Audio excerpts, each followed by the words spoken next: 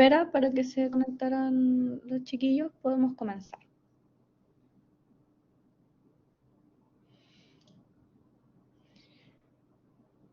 Ya. Entonces, chiquillos, de lo que se vio la semana pasada hasta ahora, vamos a ver las grandes reformas de Salvador Allende que desembocan, ¿cierto?, en esta gran crisis humana, al final, de lo que vimos. Entonces, como vemos en la diapo, tenemos que se crea un área de propiedad social en la cual se busca resignificar el Estado, potenciar el aparato estatal como rector de la economía, en donde se pueden generar estrategias de desarrollo y control de la producción. Y este punto, anterior al no ser aprobado por el Parlamento, se crea mediante expropiaciones. Entonces, ahí vamos a ver...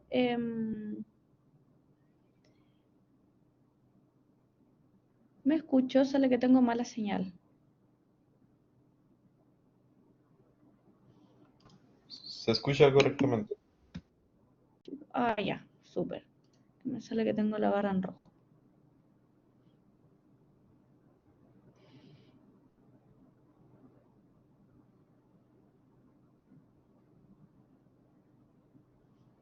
Javi, ¿escuchas tú? Nosotros te escuchamos bien. Parece que me quedé pegado porque estaba hablando. Ya, no les, chiquillos, por esta vez no les molesta que... ya, voy a apagar mi cámara para no quedarme pegada. Voy a tratar de prenderla al momento de armar todo... no.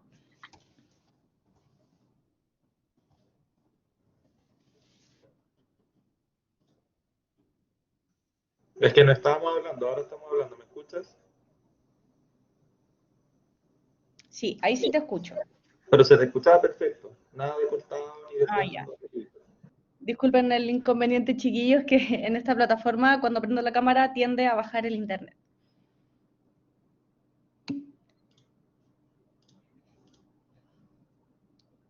Ya, continuamos entonces.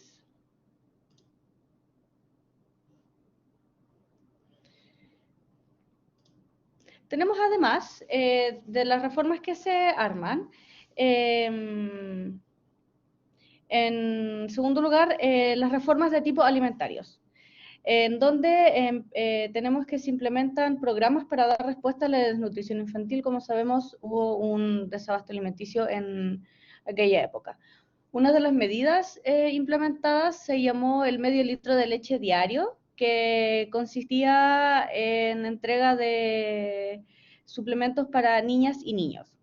Además, existió una cooperación internacional en cambio de ideas y estudios sobre problemas alimenticios que estaban afectando en aquella época.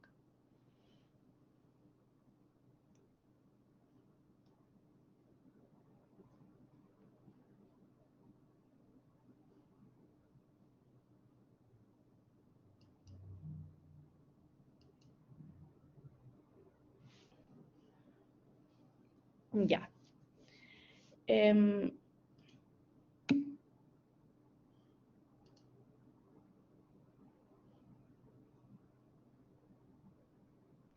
Araceli dice que no ve las diapos. ¿Me pueden confirmar los demás que la ven? Ya, los profes la ven. Araceli, ¿podrías intentar ingresar nuevamente al link? A ver si es que ahí se te puede encargar de nuevo.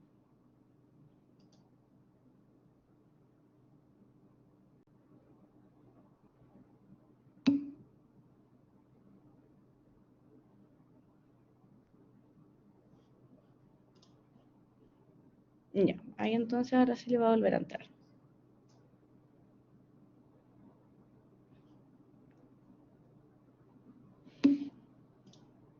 Súper. Súper bien, Araceli. Dentro del ambiente de crisis, entrando en la década de los años 1970, encontramos que el ambiente de crisis se da multifactorialmente. ¿cierto? Tenemos varios puntos que vamos a nombrar y explicar a continuación. En primer lugar, tenemos lo que es la movilización social, ¿cierto? Que parte por lo general desde el despertar de los jóvenes universitarios. Vemos en la década anterior que en el 1960 las y los estudiantes de distintas instituciones educativas del país exigen una mayor participación al gobierno. Después tenemos, ¿cierto?, todo lo que es la consolidación de los movimientos sindicales, y finalmente todas las movilizaciones de grupos para exigir más y mejores derechos y reformas. En segundo lugar, tenemos aquello que conocemos como la desvalorización de la democracia, en la cual comenzaron a ver desde el...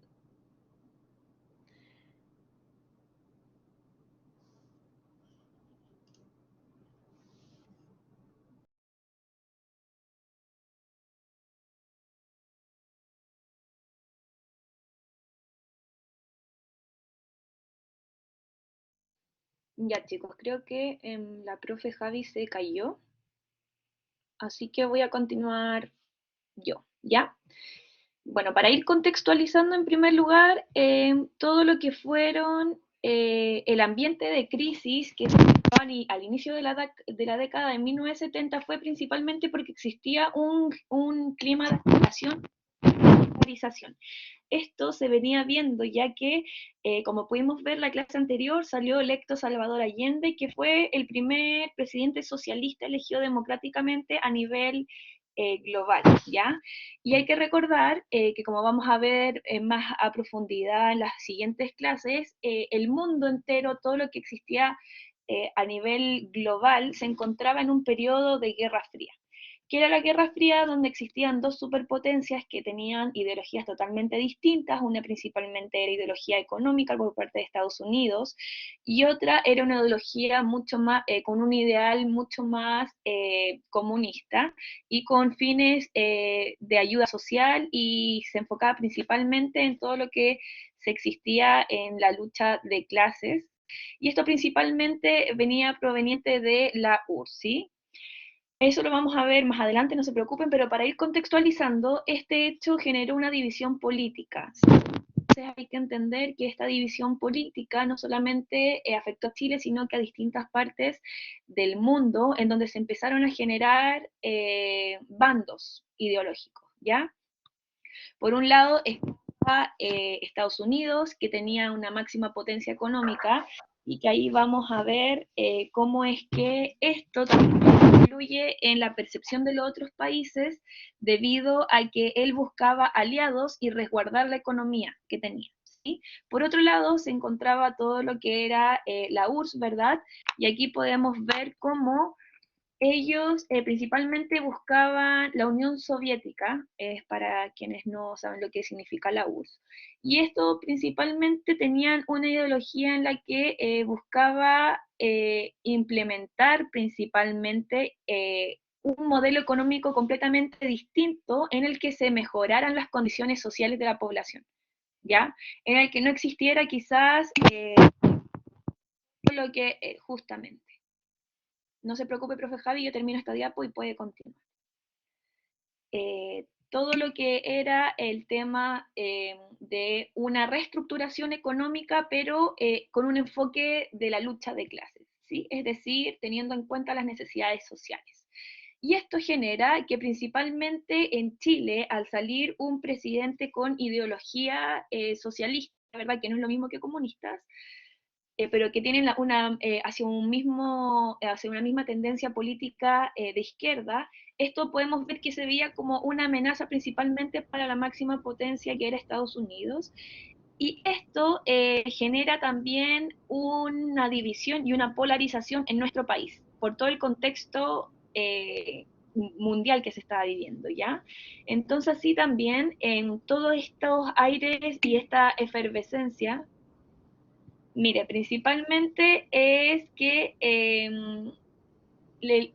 ambos tienen su foco en lo que son las luchas de clase y en intentar resguardar los derechos, principalmente apoyando, o sea, visibilizando todas las demandas sociales, los socialistas, pero lo que tienen en diferencia entre el comunismo y el socialismo es que principalmente el comunismo quiere...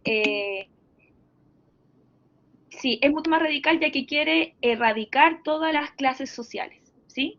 Quiere conformar solo una única unidad, ¿verdad? Entonces, comunista es de común, que haya solo una unidad. El socialismo, de cierta forma, hace una crítica a lo que son las clases sociales que existen, pero se enfoca principalmente en intentar hacer cambios con el fin de que beneficien todo lo que son a la sociedad en general, ¿sí? Resguardar los derechos, visibilizar las necesidades en las distintas áreas y a través de eso generar su lucha. El comunismo, por otro lado, busca erradicar, y aparte vamos a ver más adelante que tiene, cuando revisemos todo lo que es la Guerra Fría en la siguiente sección, vamos a ver que el comunismo tiene un enfoque de la economía distinta, ¿ya? Por un lado está el capitalismo, que es el que busca, de cierta forma, explotar los recursos con el fin de generar mayor capital y que en base a eso se genere todo lo que es la economía, que principalmente hoy en día ya estamos en una economía neoliberal, que es una rama de todo lo que se concibe como capitalismo, ¿sí? Por otro lado tenemos el comunismo, que busca implementar justamente una forma distinta de economía en la cual se generen políticas para mejorar las condiciones sociales de la población, ¿sí? Pero lo vamos a ver en la siguiente, cuando estemos viendo en perspectiva histórica y veamos todo, pero por el lado de Estados Unidos y de la URSS, ¿ya? Pero para contextualizar entonces, todo lo que estaba generándose a nivel mundial también tuvo una influencia en nuestro país, y al tener un primer presidente socialista, esto también empezó a generar una agitación de masas, ¿ya? Por parte de lo que estaba generándose, y así también en torno a todo lo que fue la cotidianidad durante esas épocas, empezamos a ver cómo empezaron a masificarse las movilizaciones en los centros de estudios, en las organizaciones sindicales, etcétera. Entonces ahí podemos ver que la movilización social se vivía y se acentuó con mucha fuerza, principalmente generándose también movimientos, principalmente de izquierda, como se conoce como el MIR, que era el movimiento de izquierda revolucionaria, el cual tenía un pensamiento ideológico igual mucho más acentuado, ¿verdad? En donde ellos buscaban generar, principalmente rechazaban todas las vías pacíficas para implementar su ideología, ¿sí? Entonces ellos querían, apostaban y andaban con un lema que se llamaba insurrección popular armada. Entonces ellos buscaban que a través de un movimiento armado ideológico de izquierda podían generar una transformación en la sociedad, ¿sí? Y por otro lado también toda esta agitación social de movimientos sociales también genera un quiebre en lo que se conoce como el Partido Demócrata Cristiano, desde el cual empezaron a surgir distintos submovimientos, como es el MAPU, que es el Movimiento de Acción Popular Unitario, y por otro lado la izquierda cristiana, ¿sí? Entonces vamos a ver que durante ese periodo, en la década del 70, empiezan a existir con mucho más énfasis las movilizaciones sociales. Por otro lado, existe la desvalorización de la democracia, que es principalmente, es que se empieza a perder un poco este sentido de lo que es la democracia, que es todo lo que, por donde tú expresas tu derecho, tanto tu deber como tu derecho como ciudadano. Y esto provocó que desde la oposición, es decir, desde la otra vereda del gobierno de Salvador Allende, se hicieran llamados a la sociedad principalmente buscando una unidad desde las Fuerzas Armadas, ¿sí? Ellos tomaron un discurso súper importante, en el cual muchas veces se intentaba fomentar una ideología contraria a lo que el oficialismo, es decir, a lo que el gobierno de turno planteaba, ¿sí? Y esto también generó distintas movilizaciones callejeras, tanto de oposición como de oficialismo. Entonces ahí se empieza a ver un poco un choque ideológico que ya estaba empezando a surgir. Por otro lado, tenemos la retórica de la violencia. ¿Alguien sabe lo que es la retórica de la violencia? ¿Qué significa retórica del lenguaje?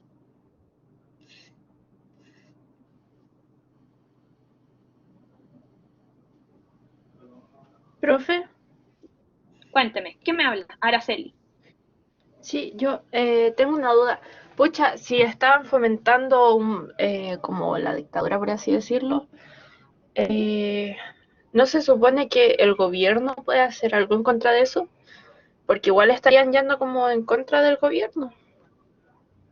Claro, es que, mire, justamente al ser el primer presidente socialista que se genera, que sale electo en nuestro país, y entendiendo el contexto global en donde Estados Unidos buscaba resguardar su economía, el hecho de que Chile tuviera un presidente que tuviera una línea o siguiera una ideología afín a lo que era la Unión Soviética, era de cierta forma, claramente Chile no era una potencia mundial ni nada, pero sí tenía una influencia a nivel latinoamericano, ¿sí? Y Latinoamérica siempre se ha visto influenciado principalmente por Estados Unidos, entonces no solamente empezó a darse ideas socialistas en Chile, sino que también a lo largo de toda Latinoamérica. Entonces, esa cadena de ideologías, principalmente de izquierda, se vio como una amenaza para Estados Unidos, por lo cual la derecha tomó un poco todo lo que se estaba acentuando y también obviamente con un propósito de resguardar el orden político y devolver al gobierno por parte de los partidos principalmente de oposición, buscaban claramente intentar, quizás no ensuciar, pero sí intentaban generar este discurso que quizás atentara con lo que se estaba viviendo. Aparte, recordemos que al ser el primer gobierno, había una cierta incertidumbre por saber cómo se iba a llevar a cabo todo el gobierno, claro, y todas las consecuencias sociales, políticas y económicas que iba a tener. La retórica de la violencia, aquí me comenta María Jesús, es como hablar bien o me equivoco, si es así como hablar de violencia o alabarla. Claro, mire, la retórica tiene que ver con cuando se estudian las propiedades de un discurso, ¿verdad? Como las formas en que se dice algo, el qué se dice y el por qué se dice, ¿verdad? Y todo lo que conlleva un análisis mucho más implícito. Entonces, la retórica de la violencia es que empieza a generarse en esta época una masificación de un discurso violento por ambas partes, ya en donde se empiezan a hablar de armamentos, se empiezan a hablar de movimientos extremistas, ¿verdad? Entonces esto empieza a agitarse un discurso social que empiezan a generar una violencia en todos los espacios, ¿ya? Y por medio se empezaron a generar, por ejemplo, tenemos por parte de la izquierda el grupo MIR, que buscaba radicalizar, como generar acciones dentro del margen de la Profe, legalidad, pero que fueran revolucionarias. Cuéntame. profe, para repetir eso que se cortó el audio. Que era Sí, no se en la preocupe, vamos a... izquierda, que estaba el MIR, y ahí se cortó el Sí, audio. mire, por la parte de izquierda, de los grupos de izquierda, estaba el MIR, ¿ya? Que es el Movimiento de Izquierda Revolucionario. Y ellos buscaban radicalizar la revolución, pero siempre actuando dentro del margen legal, ¿ya? Y por otro lado, en el sector de la oposición, encontramos el Frente Patria y Libertad, que ellos igual generaron, se fueron para el otro lado de la legalidad y generaron atentados y asesinatos, ¿ya? Entonces, también se empezó a generar, entonces frente a todo este escenario social, se empezó a generar una intervención por parte de las Fuerzas Armadas que incitaba a un golpe, ¿ya? Por otro lado, vamos a ver que la crisis económica y la inflación fue una realidad. A muchos y muchas quizás durante esa época podrían sus abuelitos, personas mayores que conozcan, ¿verdad? Vecinos, etcétera, y van a encontrar que durante el primer año de la Unidad Popular, a pesar de que se lograron buenos índices económicos, Posteriormente se empezó a generar un considerable gasto público y también con eso llevó a cabo la disminución de los ingresos fiscales, que es justamente cuando bajan las arcas fiscales y tenemos más gasto que ingreso, ¿sí? Entonces cuando empezamos a ver esto, empieza a generarse un déficit fiscal, como lo estuvimos viendo anteriormente, el concepto, y esto genera la inflación, ¿ya? Hay que ver que los precios empezaron a incrementarse y que se generó una inflación pasando del 22,1%. Entonces, esas cifras empezaron a generar un desabastecimiento de los bienes de consumo, principalmente de los bienes básicos, y ahí podemos ver cómo se empiezan a generar, por ejemplo, estos mercados negros, empezamos a generar, cuando hablan que durante esa época había cola, ¿verdad? Que es porque si bien al haber un desabastecimiento, habían sectores súper restringidos de donde vendían los recursos básicos y a un alto precio. Entonces empieza a generar igual una hiperinflación que tiene una crisis económica importante, ¿ya? Hay que entender también que como Estados Unidos era una potencia económica, sí pudo producir algún bloqueo económico con el fin de que también se generara este desabastecimiento hacia ¿sí? Y esto también empieza a generar y empieza a meter presión al gobierno para aplicar medidas de racionamiento, ¿ya? Y esto incentiva mucho más que en el escenario político y social se llevara a un estado crítico, ¿ya? También vamos a ver que otros hechos fueron fundamental para esto, como fue el paro de camioneros en octubre de 1972, y ya con ese paro se hizo un desabastecimiento total en todo el país debido a que los camioneros eran los principales transportistas de bienes de consumo a lo largo de Chile, ¿sí? Entonces, aquí vamos a poder ver que este paro bloqueó gran parte de las carreteras del país y esto agudizó mucho más toda la crisis social. También tenemos, por otro lado, como ya les venía haciendo spoiler, todo lo que fue la intervención extranjera, porque vamos a ver que justamente durante el contexto de Guerra Fría, y la gran preocupación que tenía Estados Unidos por parte del gobierno de Allende, es importante recalcar de que se estudiaron y se visibilizaron acciones encubiertas por parte de la potencia norteamericana, principalmente en sus organismos de inteligencia. Vamos a ver que Estados Unidos tiene una participación importante, ¿verdad?, en todo lo que fue todo esto, ya que vamos a ver que, por otra parte, también ellos tuvieron, nosotros tuvimos acá en Chile, en todo este gobierno de Salvador Allende, distintos también personajes que los visitaron y que tenían una connotación política importante, como sería, por ejemplo, la visita de Fidel Castro al país. Y esto incrementó que se generaran acciones encubiertas por parte de Estados Unidos en Chile, que ya fueron estudiadas. Esto, lo que estamos hablando, esta clase tiene fundamentos que lo podemos revisar en el currículum, ¿verdad? Y aquí podemos ver cómo también Estados Unidos crea lo que se conoce como la Escuela de las Américas. ¿Alguien ha oído hablar de las Escuelas de las Américas?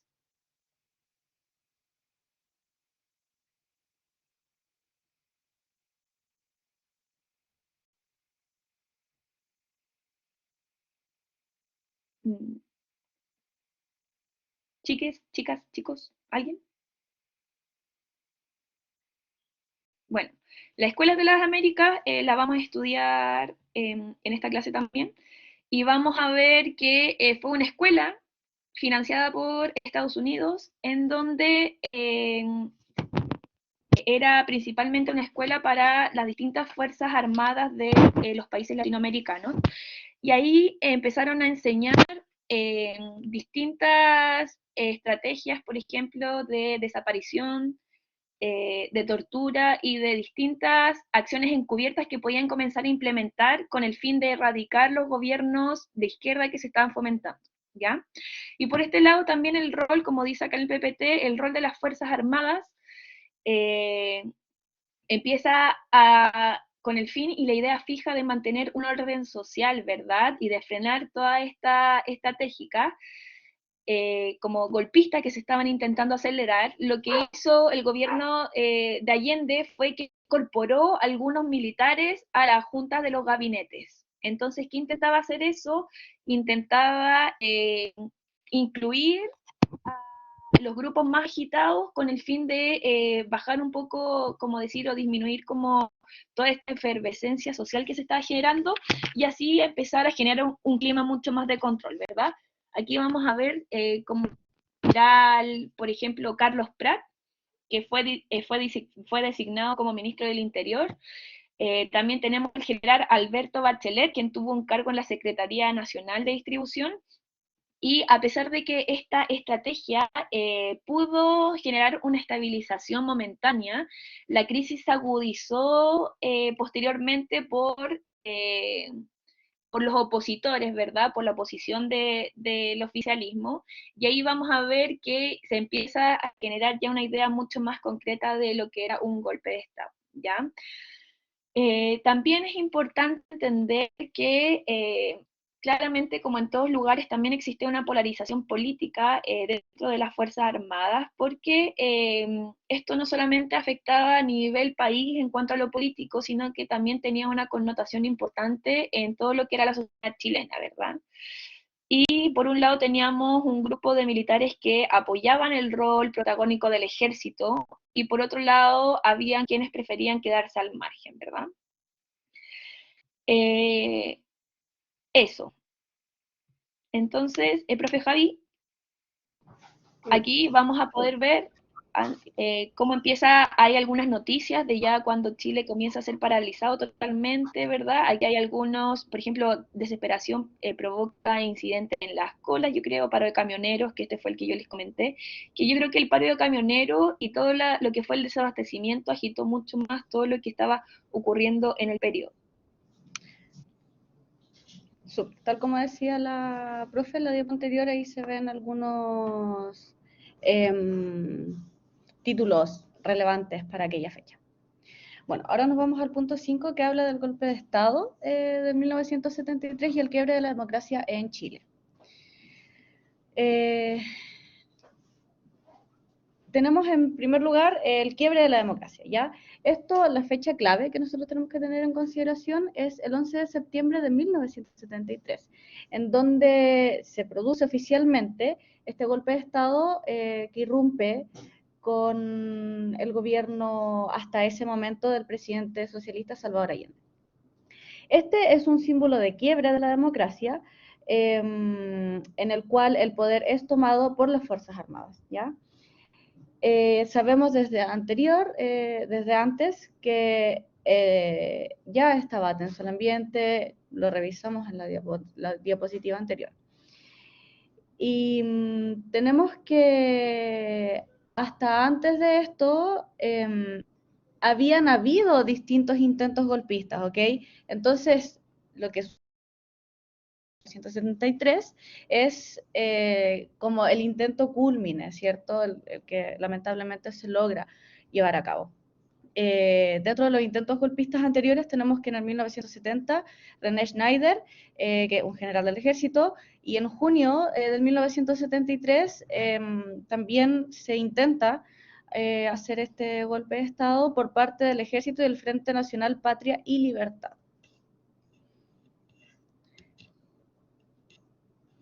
La siguiente diapo, profe. No estoy como moderadora. Bueno, eso era lo que yo les estaba explicando, como me caí y volví a subir, no quedé como moderadora. Por eso no les puedo cambiar la diapo. Pero ahí, cierto, estamos viendo, muchas gracias. Ahí estamos viendo lo que les mencioné anteriormente, el 11 de septiembre de 1973 es una fecha clave en la cual se logra quebrar la democracia en Chile, y en el último punto podemos leer lo que les mencioné anteriormente de los dos intentos del golpe de Estado anterior. Uno, 3 años anterior a la fecha, en 1970, y si se fijan, en junio, 2 o 3 meses antes, también se intentó hacer un golpe de Estado.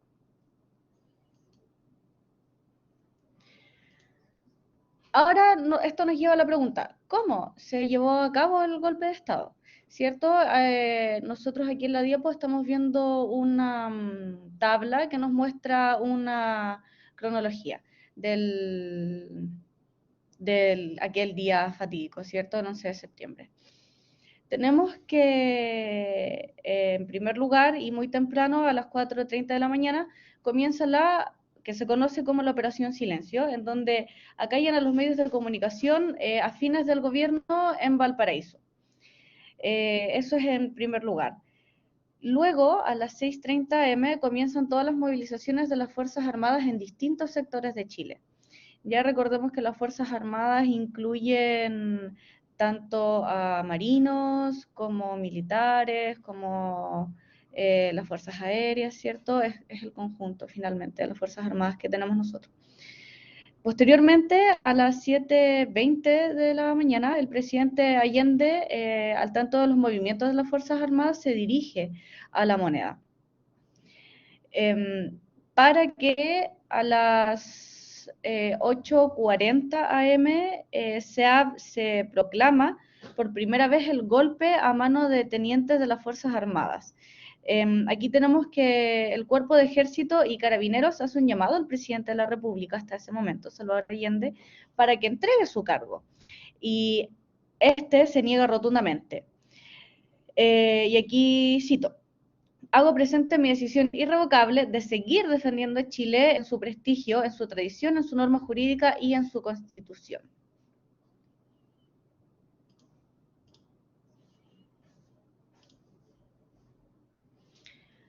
Luego de eso, Profe, dígame. igual hay algo que me llama ahí la atención, porque, pucha, yo igual he estado bien interesada en el tema, y lo que pasa es que como que me parece que Allende, después de unos años, o bueno, después de un tiempo, no sé si algunos años, se dio cuenta que su, ¿cuánto se llama? Ay, que su, como el pensamiento que tenía, ¿Su ideología? que su ideología no iba tanto, o sea, que no iba a poder ayudar tanto a la gente por eso, según su ideología. Entonces, si no me equivoco, como que él iba a renunciar, y justo antes de que renunciara, fue que le hicieron el golpe. Claro, más que renunciar, como vimos anteriormente, el presidente Allende se vio muy intervenido por muchos factores, ¿cierto? Como lo vimos en unas diapositivas anteriores. Aquí dice, según yo, es todo lo contrario, Sebastián. Sí, de hecho, y como lo vimos No, ya me acordé, profe, ya me acordé específicamente. Ya, lo que pasa es que, por lo que me han dicho, que y he estado bien interesada en el tema, es que él como que ya se dio cuenta que su ideología no iba tanto como con lo que podría ayudar a las personas de manera definitiva. Entonces lo que él quiso hacer después fue volver a hacer elecciones para elegir a un próximo presidente que no fuera él. Y cuando planteó esa idea, que me parece que la planteó así como una o dos veces, después de plantearla, como que pasó el golpe de Estado. Profe Sebastián, ¿tiene arriba la mano? ¿Quieres Sí, comentar algo? como para agregarle algo a Araceli, que no se querían hacer elecciones antes, porque las elecciones están normadas por la Constitución, entonces no se puede hacer un proceso eleccionario de presidente antes. Lo que se planeaba hacer era un plebiscito, para ver si la gente quería que el presidente siguiera o no, y en base al plebiscito determinar las acciones a seguir. Pero no se logró hacer el plebiscito, debido a que el presidente le dijo a sus oficiales que planeaba hacer el plebiscito. Por lo tanto, hicieron el golpe de Estado antes. El golpe de Estado se adelantó. Así que eso. Claro, tal cual como nos dice el profe Seba, se plantea este plebiscito, el cual no logra ser llevado a cabo. Ya toda esta cronología que nosotros estamos viendo desde el día 11 de septiembre. Anterior a eso, efectivamente, tal como nos recalca el profesor, tenemos que no se puede acortar legalmente, ¿cierto?, un mandato presidencial, bajo lo cual se llama este plebiscito, el cual no se puede llevar a cabo porque tenemos que el golpe de Estado irrumpe con todo este proceso democrático. ¿Alguna otra duda, chiquillos? Antes de continuar. No, profe, Sí. ninguna.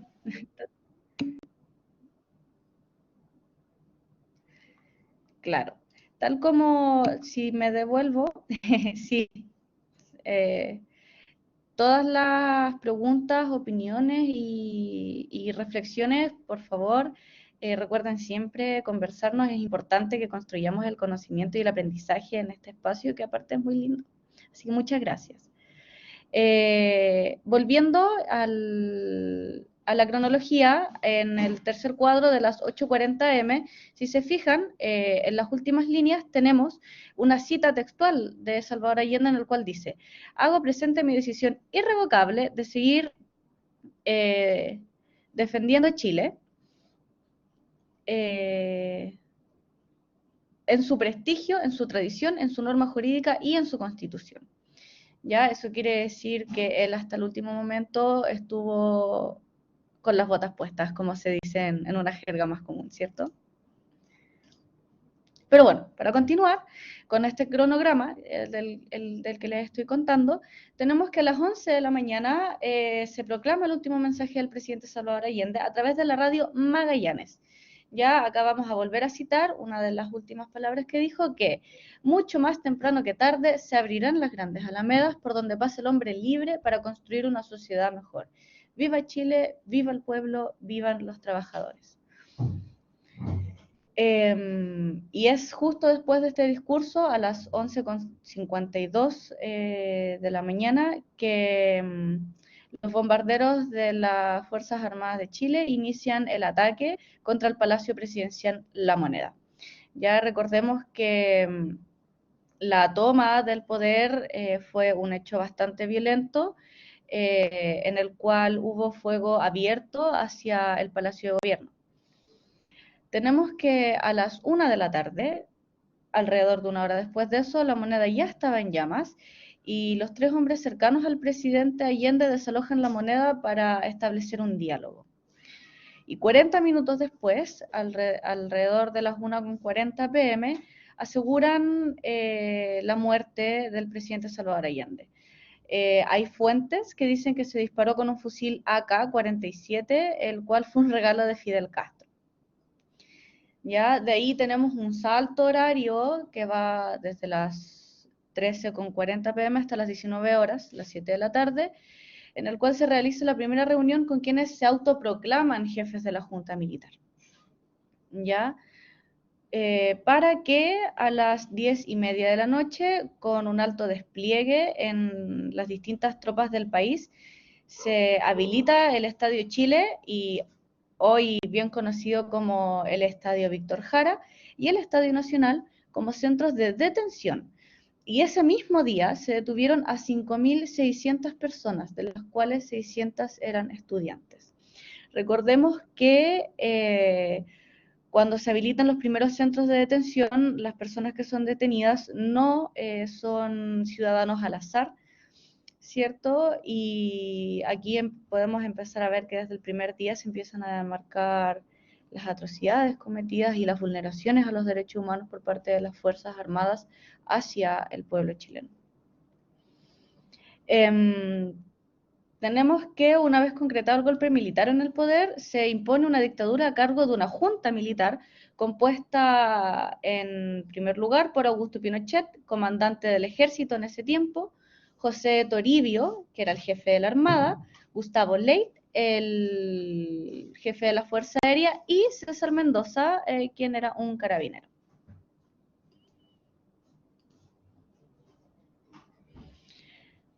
Todo esto nos lleva a una pregunta: ¿por qué ocurre este quiebre democrático? ¿Cierto? Y tenemos que, como dice la diapositiva, lo ocurrido el día 11 de septiembre de 1973 implica una fractura a nivel político, social y cultural muy importante. Este suceso deja una cicatriz en Chile, la cual hasta el día de hoy podemos ver sus consecuencias. Ya recordemos, chiquillos, que facetas tan lamentables como las que suceden al menos en nuestro país y en muchos otros países de Latinoamérica, dejan una consecuencia que toma mucho tiempo, no solamente subsanar, sino que recuperar también, ¿cierto? Se perdió, aparte de muchas vidas y de las vulneraciones que hubieron, perdimos muchos años en avance cultural, estudios importantes, ¿cierto? La economía se ve impactada y todo eso demora mucho tiempo en subsanar.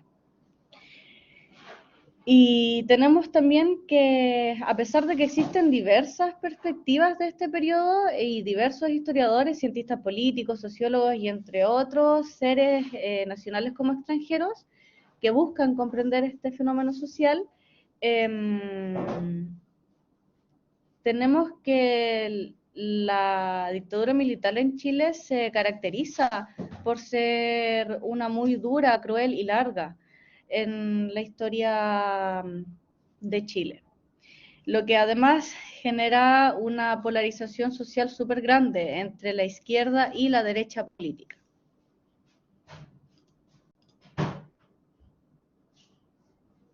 Bueno, en esta diapositiva les tenemos un link que es sintoniza con la memoria.cl y este link los lleva a una recopilación de documentos auditivos para sentir cómo se siente la imposición del golpe de Estado en Chile. Ya en este sitio web ustedes van a poder encontrar grabaciones principalmente de las radios, de los medios en ese momento, en el que se reproducía en vivo y en directo, que era lo que estaba pasando.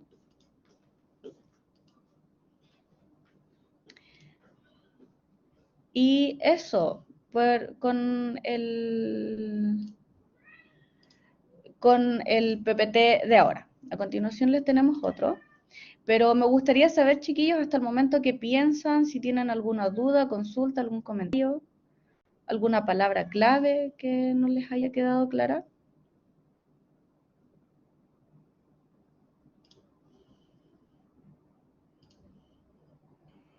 Eso, chicos, súper.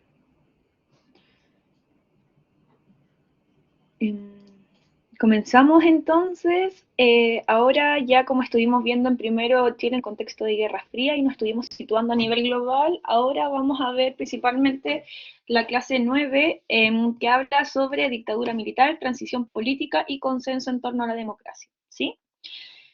Para esta clase, para este PPT como tal, les voy a pedir participación, les voy a pedir que quienes quieran hablar, compartir experiencias, compartir opiniones, las hagan libremente. Les pido también respeto por cada opinión y cada diferencia que se pueda generar, entendiendo que este es una instancia educativa y de pensamiento crítico y no de otra cosa así. Entonces, les invito a ir expresándose de acuerdo a cómo se vayan sintiendo o a lo que les haga sentido, ¿ya? Vamos a ver entonces que... ¿y ahora me escuchan?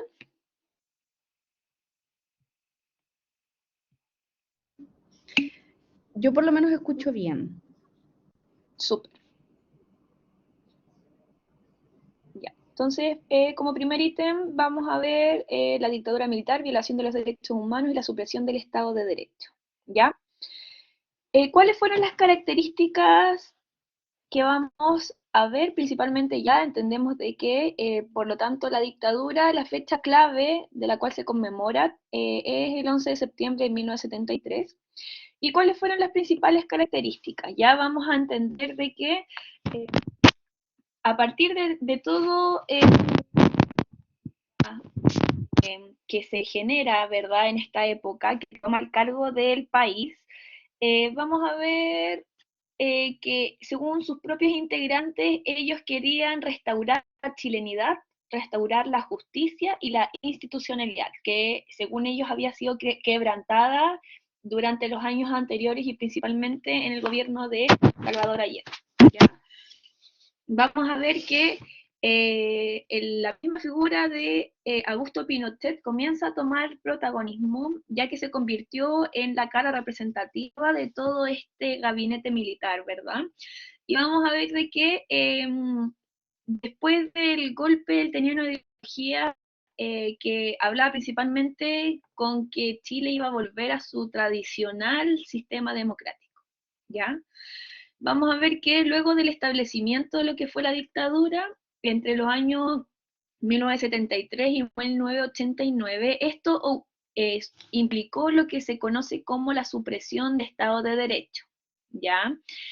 Y esto principalmente es muy importante debido a que la supresión del Estado de Derecho se le llama el contexto en donde las autoridades, o en este caso la junta militar que estaba impuesta en el país, como limita, ¿verdad? Y se apropia y controla todo lo que es el resguardo del derecho de las personas. Entonces, claramente, la supresión del Estado de Derecho se conoce principalmente por un sistema de leyes con una autoridad suprema, en donde se conoce principalmente por la obediencia de todos los ciudadanos, ¿sí? Tanto los de oposición como los que simpatizan con el oficialismo. Y esto, entonces vamos a ver que en todo este contexto no existía un respeto por los derechos de las personas, no existía las libertades públicas tampoco, que eran las libertades de expresión en distintas formas, tanto en los medios de prensa como en la cotidianidad de todas las personas. Y por lo tanto, este tiene un impacto importante, ya que si legítimamente el Estado de chileno hubiera contado con la fuerza pública para proteger los derechos de las personas, nunca se hubiera ocupado una forma tan agresiva de llegar a todo lo que era el gobierno, ¿verdad? Y con toda la vulneración de derechos que va a su vez, ¿ya? Hay que entender que todo esto, claramente como era una junta militar que estaba a cargo, las Fuerzas Armadas toman un protagonismo importante, no solamente en lo que es la organización política del país y económica, sino que además cumple un rol fundamental en el resguardo y en la restricción de las libertades de las personas. Entonces ahí se podía ver cómo los militares salieron a la calle, cómo ocuparon espacio, cómo empezaron a generar un control social, y también con el control social iba de la mano con un discurso que era incentivar un miedo colectivo, ¿verdad? Con el fin de acatar las órdenes que se les daba. Aquí vamos a ver, por ejemplo, el asedio de la moneda, es decir, todo lo que se generan en cuanto a bombardeos y metralletas y todo, que duró 7 horas. Estas son imágenes históricas.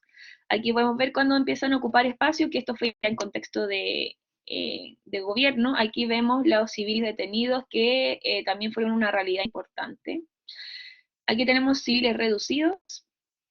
Y esta era la imagen de lo que les habló la profe Javi, que fue cuando Salvador Allende dicen que primero se rinde, pero después él vuelve a entrar a la moneda y ahí es cuando fallece, ¿sí?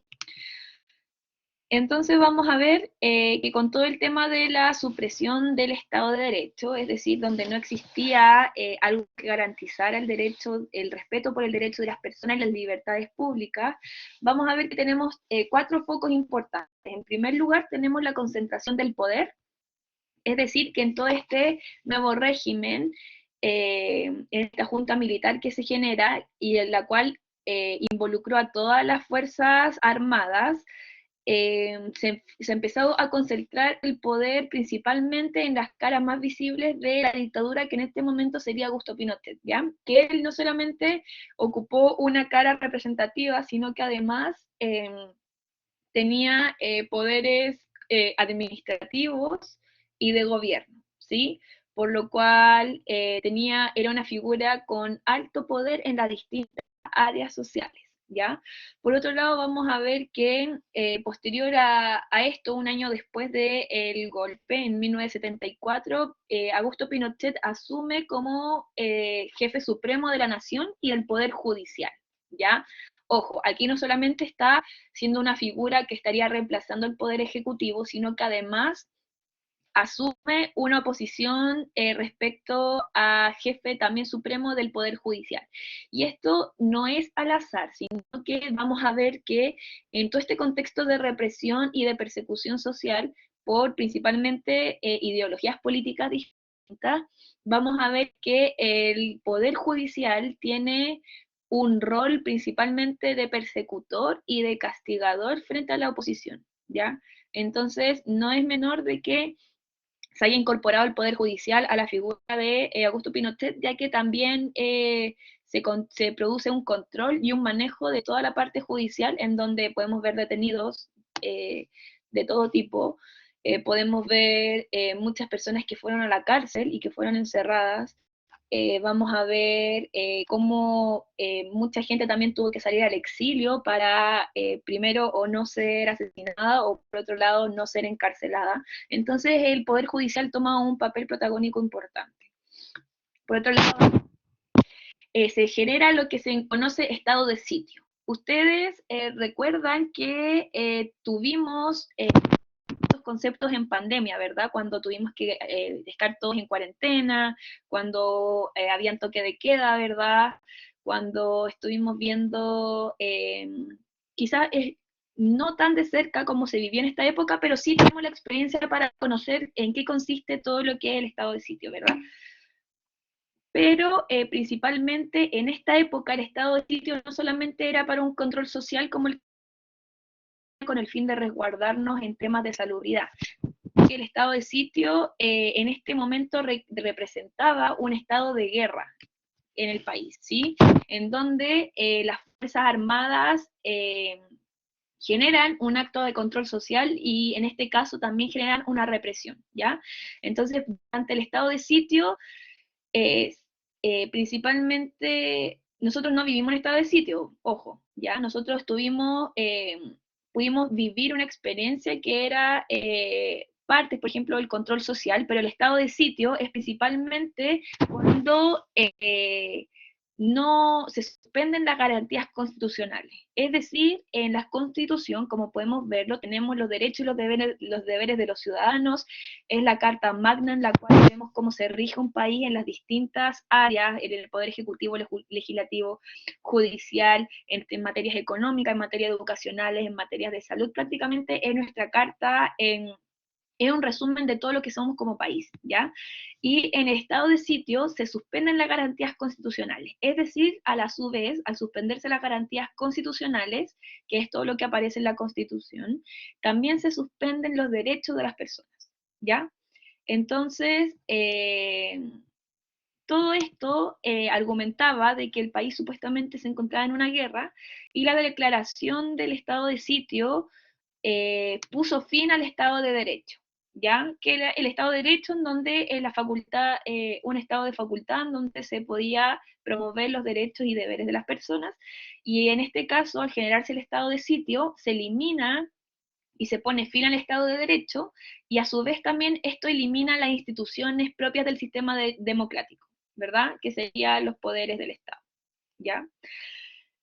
Y entonces también por otro lado vamos a ver que junto con esta supresión de las garantías constitucionales y de los derechos, el Estado de Derecho de las personas, se empieza a generar una restricción a las libertades públicas, ¿ya? Es decir, se eliminan los derechos básicos de los ciudadanos, como por ejemplo el derecho a la circulación, donde se implementa. Por otro lado, también se prohibía el desplazamiento nocturno, se prohibía juntarse en una casa más de 5 personas que no vivieran en el mismo lugar. ¿Qué más? También vamos a ver de que en este contexto empieza a haber una represión importante. El derecho a la reunión se anula la libertad de expresión en todas sus formas, desde hablar, hacer un comentario en la calle, hasta leer algo que fuera opositorio a todo lo que era el régimen. desde tener algo en tu pieza o tener algo en tu casa que pudiera reflejar algo, prácticamente se buscó en los distintos espacios sociales y muy detalladamente, no solamente a nivel global, sino que se enfocaron también en las características particulares de cada persona, por lo cual la gente empezó a generar un miedo, ¿ya? Un miedo colectivo el cual te hacía mantener y seguir las órdenes para no tener otro tipo de consecuencias. Y finalmente vamos a ver que en cuanto a las intervenciones de institución, tras el golpe militar, como mencioné recientemente, se eliminaron las instituciones del sistema democrático, ¿ya? En primer lugar, se partió clausurando el Congreso, ¿ya? En donde el gobierno cumplió prácticamente la mayoría de las áreas constitucionales que tiene un Estado, el gobierno las cubrió todas.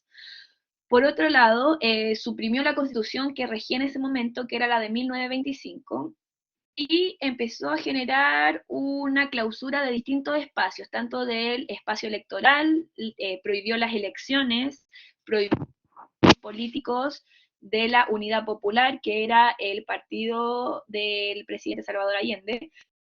Por otro lado, también vamos a ver que la democracia cristiana y los partidos de derecha no fueron suprimidos, pero sí quedaron en receso, es decir, que no podían tener un activo, ya que todo el poder político lo tenía la Junta de Gobierno, ¿ya? Por otro lado, también respecto a las universidades, se empezó a buscar distintas autoridades delegadas que tuvieran algún control en las sociedades con el fin de expulsar tanto a estudiantes, a funcionarios y a académicos que tuvieran ideologías marxistas, ¿ya? Que son no sé pronunciar eso, Marx, que fue quien redactó por primera vez el manifiesto comunista a finales de todo lo que fue la Revolución Industrial, y desde ahí es que nace el comunismo como una ideología, ¿ya? Por otro lado, vamos a ver que al mismo tiempo que cerraron las universidades, también fueron consideradas como peligrosas, ¿ya? Entonces hubieron algunas universidades eh, que por su intencionalidad ideológica tuvieron que ser cerradas. ¿Hasta aquí dudas, consultas, comentarios? Dedito para arriba, dedito para abajo. Aquí se acepta de todo, chicos, ¿ya? Críticas, comentarios, opiniones. Carlos, por favor.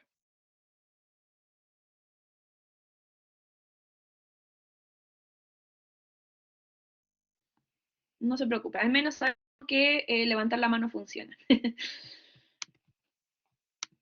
Ya.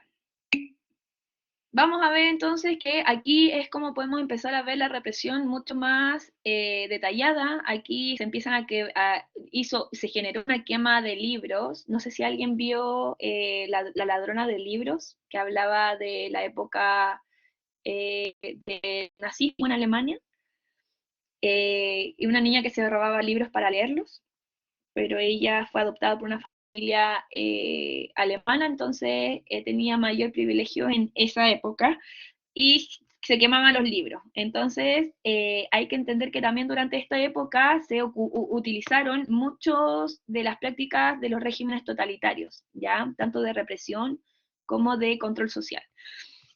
Aquí vemos la quema de libros, y por otro lado, los militares controlaron los medios, ¿ya? Por lo que al suspender la libertad de expresión, no habían medios de comunicación que no hablaran por la línea ideológica del régimen, ¿ya? Entonces, aquí era todo enfocado en poner prestigio e instaurar una imagen prestigiosa de la dictadura en la sociedad, y por otro lado, no dar nada de información respecto a otras cosas. Y ojo, también hubo un control en la información que se entregaba, tanto a nivel latinoamericano, porque recordemos que no solamente hubo una dictadura en nuestro país, sino que en distintos países latinoamericanos a su vez. Entonces vamos a poder ver de que nada de eso se informaba en Chile, ¿sí? Y por eso es que también los grupos de opositores a la dictadura, que eran los principales grupos de extremistas de izquierda en la época de Allende, como lo sería el MIR, y el Frente Patriótico Manuel Rodríguez, vamos a ver de que ellos se encargaban también de generar conexiones y comunicación con distintos lados de Latinoamérica, principalmente en Argentina y en, ¿cómo se llamaba? Perú, creo. Y ellos hacían una conexión con el fin de ir informando lo que sucedía en los países vecinos. Aquí vemos las mujeres detenidas y los policías disparando gases antidisturbios lacrimógenos que hoy en día también se utilizan. Ya. Por otro lado, vamos a ver en cuanto al tema de la violación de los derechos humanos, que esta fue la expresión más clara y en donde mejor se pudo ver todo lo que se conoce como la represión y la supresión del Estado de Derecho, que ejerció la dictadura, ¿ya? Vamos a ver que posterior a todo lo que esto, más adelante cuando vamos a ver el retorno a la democracia, podremos observar que se crean comisiones con el fin de hacer un catastro de cuántas personas pudieron ser afectadas y vulneradas sus derechos durante esta época. Y se estima que entre 1973 y 1990 hubieron casi de 1.230 detenidos desaparecidos, 1.900 personas muertas y alrededor de 38.200 casos de tortura y prisión política. ¿Ya? ¿Cuáles eran las primeras medidas que se comenzaron a tomar? En primer lugar, se produjeron allanamientos masivos, ¿ya? Había gente que obviamente tenía una ideología política consolidada, entonces expresaba abiertamente anterior al régimen todo lo que ellos creían y concebían, o sea, haciendo valer su derecho de expresión, libertad de expresión. Y se generaron allanamientos masivos, principalmente a toda la bancada de la Unidad Popular, a todos los principalmente a la gente cercana a Allende y posteriormente a todos los civiles que no tenían alguna relación, pero sí compartían ideología. Entonces se empezó a generar un allanamiento en todas las casas, tanto en gobiernos, en universidades, en poblaciones, ¿ya? Por ejemplo, la población Lormida era una de las principales poblaciones populares, ¿verdad?, que tenían una ideología simpatizante con el gobierno de Allende, y también ahí se generaron distintos actores políticos y actores culturales, como vivió un tiempo Víctor Jara, ¿verdad? Entonces empezaron a allanar los distintos espacios sociales donde se podía predominar la ideología que ellos intentaban erradicar. Por otro lado, vamos a ver que se generó una detención masiva a civiles, ¿verdad? Los cuales se llevaban a regimientos, a comisarías, a recintos penales y a centros deportivos. Ha sido el Estadio Nacional, que fue un centro de tortura, en donde eran interrogados, torturados y en muchos casos fueron ejecutados, ¿ya? Que a la mayoría de las personas que fueron ejecutadas se conoce como detenidos desaparecidos, ya que no se sabe a 40 y tantos años de que sucedió esto, no se sabe realmente qué pasó con ellos y por eso se guarda un luto social, ¿sí? Por otro lado, vamos a ver que también se generó, y esto justamente tiene estrecha relación a lo que yo les comenté, que era la Escuela de las Américas, que fue la escuela que financió Estados Unidos con el fin de que las distintas fuerzas armadas de los países latinoamericanos se fueran a entrenar en desaparición, en tortura, en espionaje, etc. Y junto con esto, el ejército genera lo que se conoce como la Caravana de la Muerte, ¿ya? Esta Caravana de la Muerte estaba a cargo de Sergio Arellano Stark, que es muy conocido también, y el objetivo era ejecutar a decenas de prisioneros partidarios del gobierno de Allende, ¿ya? Por otro lado, se instaura una institucionalización de la represión, que significa que en 1974 se creó lo que se conoce como la Dirección de Inteligencia Nacional, que se conoce como la DINA, ¿ya? ¿Alguien ha oído hablar de la DINA?